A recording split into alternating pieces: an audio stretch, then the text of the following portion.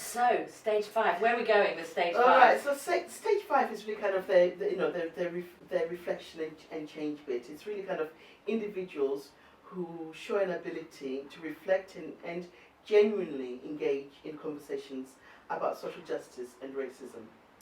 And this kind of involves individuals who are able to explore their own unconscious bias, to kind of entertain and explore what issues such as white privilege mean, and individuals where they don't flinch. I heard Bob Woodward in America talking recently about, the kind of the cave of white privilege. They're open to kind of accepting, terminology which may be uncomfortable in that, for them as they go through their journey.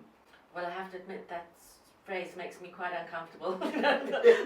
My cave of white privilege, which I don't deny exists, but I don't love saying it. And so I suppose one of the things for me in formulating these steps is I do like to see them sometimes as kind of, what are the steps, Shirley, you need to take in coming out of your cave of white privilege?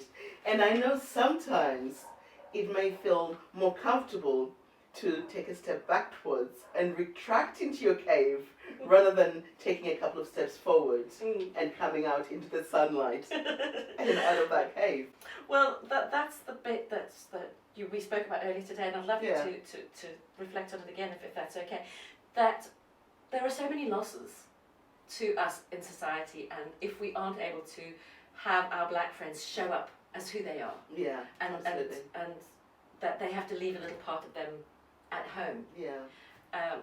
And I think we talked, and I think I talked a bit about my experience when I was at university, for example, where I was the only black person and all my friends were white, and and I think there is something about not necessarily always being able to embrace all your identities and having to kind of accommodate and kind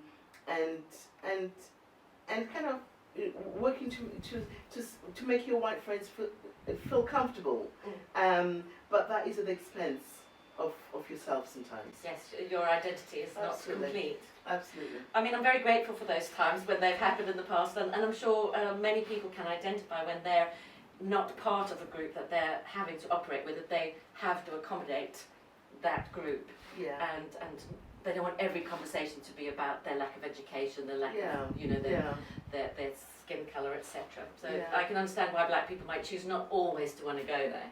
Yeah, it's hard work. I think it takes its toll on the individual. But I think when we think about organizations and in the workplace, it really is hard work to be constantly dealing with some of these issues.